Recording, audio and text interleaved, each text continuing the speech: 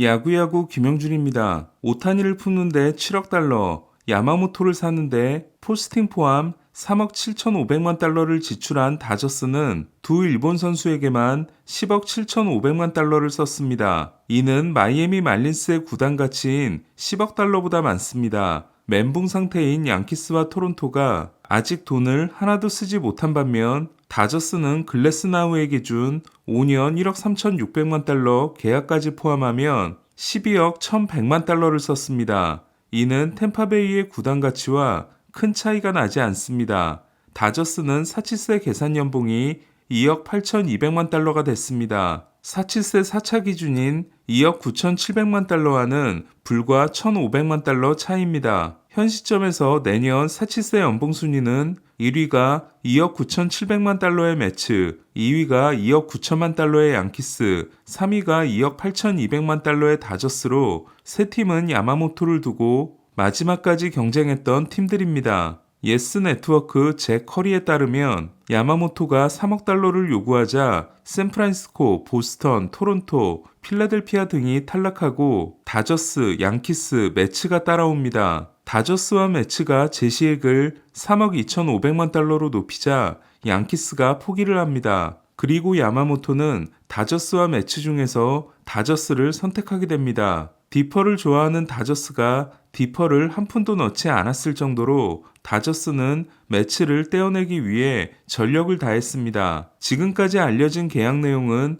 야마모토는 6년차와 8년차가 끝난 후 옵트아웃을 할 수 있는 기회가 2번 있고 입단 보너스가 5천만 달러에 달하며 오릭스는 5,062만 5천 달러를 받게 됩니다. 2001년 이치로 때 포스팅으로 1,312만 5천 달러를 받았던 오릭스는 요시다와 야마모토의 이적료로 6,600만 달러를 벌었습니다. 프리드먼은 2014년 10월에 다저스 사장이 되고 이번 겨울이 되기 전까지 거의 10년간 신중한 지출을 이어왔습니다. 그 사이 프리드먼이 준 1억 달러 이상 계약은 배츠, 프리먼, 바우어 3명이었습니다. 유일한 투수인 바우어는 그나마도 3년 계약이었습니다. 그런데 프리드먼은 뭐에 홀리기라도 한 것처럼 6일 동안 글래스나우와 야마모토에게 5억 달러를 쓴 겁니다. 저는 시즌 중 라이브에서 야마모토는 2억 달러를 넘길 것이라고 여러 번 말씀드린 바 있습니다. 10년 전 다나카가 1억 5,500만 달러를 받았기 때문에 10년 후 2억 달러는 이상하지 않다는 생각이었습니다. 다나카와 야마모토는 진출 시점 나이가 같고 일본 리그를 폭격한 것도 같기 때문입니다. 하지만 3억 달러를 넘길 줄은 몰랐습니다. 야마모토의 가격이 이 정도로까지 오른 이유는 5할이 중단될 뻔한 망신을 당한 양키스, 포스트 시즌에서 선발진이 대참사를 당한 다저스, 벌랜더와 슈어저를 털어냈기 때문에 새로운 에이스가 필요했던 매츠, 부자구단 세 팀이 단단히 벼르고 있는 상황에서 큰 돈을 줄 만한 에이스가 야마모토밖에 없었기 때문입니다. 스넬, 놀라, 몽고메리는 야마모토보다 6살이 많습니다. 그나마 커리어가 가장 탄탄한 놀라는 필라델피아에 잔류했습니다. 사실 이번 FA 시장의 투수 최대어는 이 선수가 될 수 있었습니다. 훌리오 우리아스입니다. 하지만 우리아스는 올 시즌을 망쳤고 가정폭력으로 자신의 미래와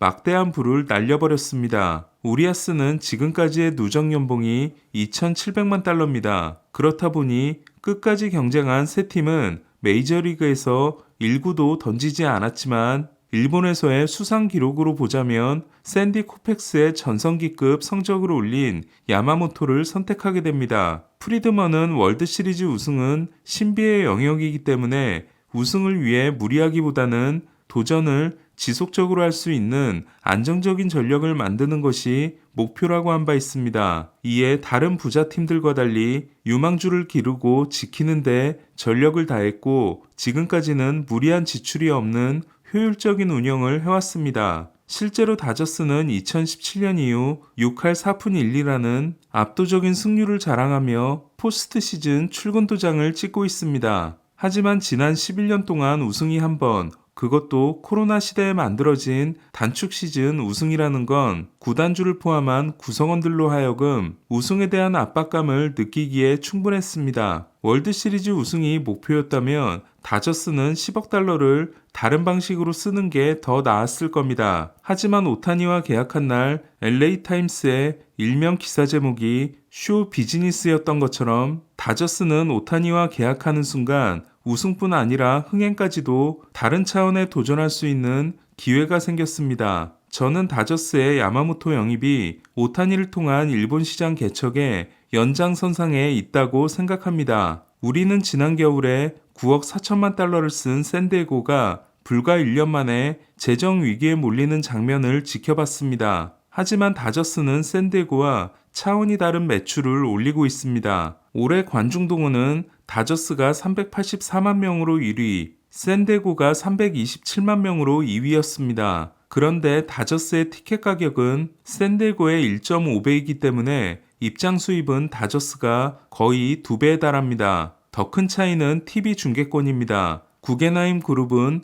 2012년 5월에 20억 달러를 들여 다저스를 삽니다. 그리고 석 달 후 조시 베켓, 에드리안 곤잘레스, 칼 크로포드를 보스턴에서 데려오는 사상 최대의 빅딜을 합니다. 다저스가 자녀 연봉 2억 6천만 달러를 떠안으면서 이 트레이드를 한 이유는 중계권 계약 때문이었습니다. 맥코트 시대에 짠물 운영을 했던 다저스는 돈을 쓰는 모습을 보여줘야 했고 12월에는 류현진과 그레인키를 영입합니다. 이듬해 1월 다저스는 25년간 83억 5천만 달러라는 사상 초유의 중계권 계약을 합니다. 물론 중계권도 수익 공유 대상이긴 하지만 연평균 3억 3,400만 달러라는 막대한 수입을 올리게 된 겁니다. 반면 샌디에고가 2012년에 맺은 중계권 계약은 20년간 12억 달러로 다저스의 5분의 1에도 미치지 않는 연간 6천만 달러 수준입니다. 심지어 팍스의 중계권을 산 발리 스포츠가 파산 신청을 하고 중계권을 반납하면서 샌디에고는 올해 중계료의 80%를 사무국으로부터 받기로 하고 내년부터의 중계권 수입은 어떻게 될지 모르는 상황이 됐습니다. 그러니까 다저스가 지난 겨울 5천만 달러를 쓰며 원기옥을 모으는 동안 9억 4천만 달러를 흥청망청 써버린 샌디에고는 황새 따라가다가 가랑이가 찢어진 뱁새 신세가 된 겁니다. 이렇게 넉넉한 자금력을 가지고 있고 가장 돈을 많이 벌고 있는 다저스는 미국 다음으로 구매력이 있는 일본 시장에 투자하는 것이 다음 스텝이라고 생각했을 수 있습니다. 또한 많은 팀들이 애틀란타처럼 될성부른 떡잎들을 빠르게 장기 계약으로 묶다 보니 FA 시장에서 좋은 선수들을 구경하기가 점점 어려워지고 있는 상황에서 오타니와 야마모토를 동시에 영입함으로써 앞으로 포스팅으로 건너오게 될 일본의 최상위권 선수들을 쓸어 담을 수 있는 기회를 마련했습니다. 다저스는 인종의 벽을 허물 때도 중남미 시장을 처음 개척할 때도 초기에 선수들을 독점해 톡톡히 재미를 본 바 있습니다. 물론 포스팅을 통해 건너오는 선수들은 싼 선수들이 아니지만 다저스는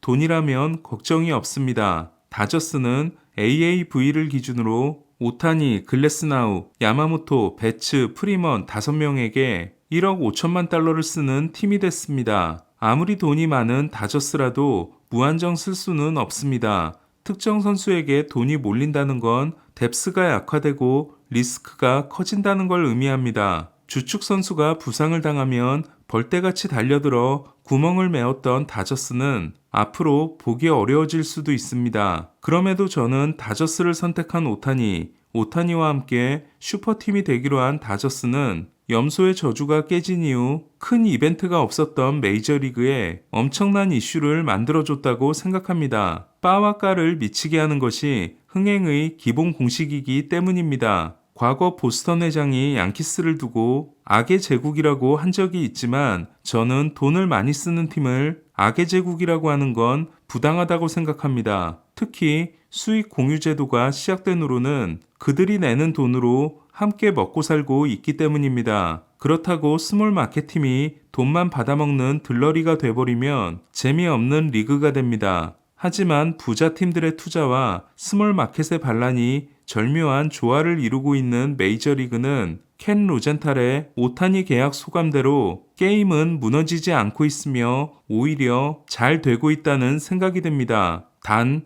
경쟁과 균형을 위한 시스템이 제대로 작동되어야 한다는 전제가 필요합니다. 저주의 시대가 끝남으로써 스토리가 사라진 메이저리그는 이제 슈퍼팀 다저스라는 새로운 스토리가 시작됩니다. 야구야구 김영준이었습니다.